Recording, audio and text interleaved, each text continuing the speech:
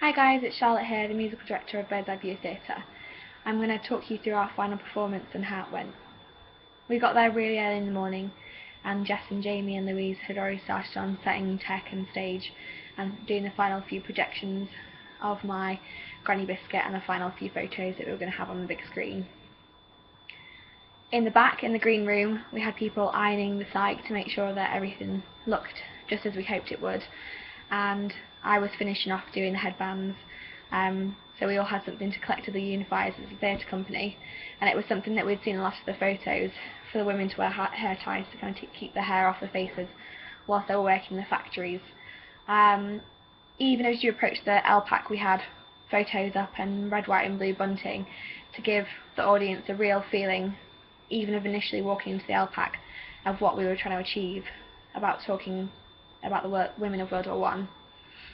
The day progressed and finally we did a Q2Q, and the Q2Q went really well, apart from we had a few hiccups with sound and doing certain things, and certain things we had to take out, like the death toll projection on the chair.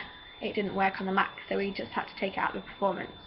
But I don't think it took anything from the performance, because we still had the basis of our ideas, and what we wanted to achieve was still really at the core of our piece.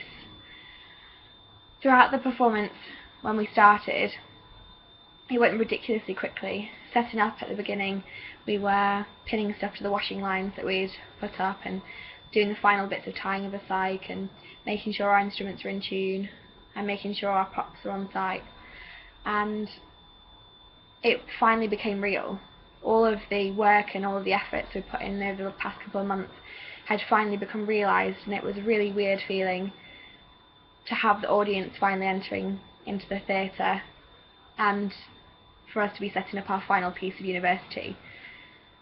After months of directing, it's really weird to kind of have this whole experience behind me, because I've never directed anyone before, and it is a massive experience for me, having to direct 10 girls in singing in a World War One style. But I think they achieved more than I could have ever wanted them to, with different types of harmonies and soprano and alto, and it all came together. Throughout the performance, it looked and started to look more like how we'd planned it to, with different bits being pinned up at different times. So the washing line in Pack Up Your Troubles had letters that we found in archives pinned up onto the washing line, and it really was starting to look how we'd planned it to. So throughout the performance we added the bunting and the preset of Keep the Home Fires Burning, and then added letters onto it and postcards, and it finally started to kind of look how we'd envisaged it. As the songs went through, we kind of became more comfortable, because it's something we'd rehearsed so many times that it kind of became second nature. One of the moments where I kind of took myself off into my mind was where we were all sat watching my granny talk about her experiences of, you know, her mother and my granddad Freeman working for the postal service, and it was such a beautiful image to see all the girls kind of crouch down to give view to the projection. But it worked, because initially it worked as just a visual thing. If the girls were sat on their chairs how we planned, we would not have the whole audience be able to see the performance. And as they crouched down, it looked like they were listening to their granny tell stories about her history and where she came from. And it was such a beautiful thing to have them all sat round looking at this image and looking at her talking as if it was their granny, and if it was, you know, her telling her grandchildren about her experiences of the war and what her parents had to do. It was really something to take with. And as the performance went on, it got to the point where we were singing the final song, and it was such a fantastic moment for two reasons. The first being that it kind of was acting, telling the audience goodbye and making sure that they knew that it was the end of the performance, and it also showed for the audience that people had to say goodbye to people when they were going away to war, and it was really sad.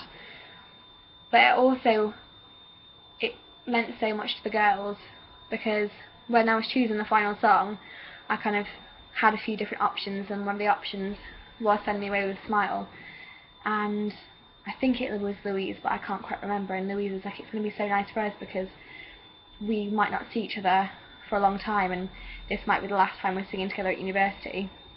And for most of us it will be, because we've got other plans to go off and to travel and to take on different paths of life. And it really was key for us as performers to be sending each other away with a smile, and it meant a lot to us.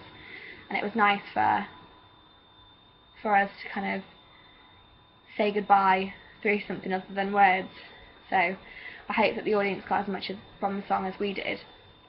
And then it was finished, and as the audience were leaving, we sang to It's a Long Way to Tipperary, and it was finished. We took down the set and we packed away, and that was a month of hard work that we'd put in, and it was evident that we'd worked really hard and that the girls had done so well, and I was proud of all of them, each individual, and I'm really proud of the way that it turned out. So I hope you enjoyed it as much as I enjoyed making it for all of you. Thanks so much, guys. Take care.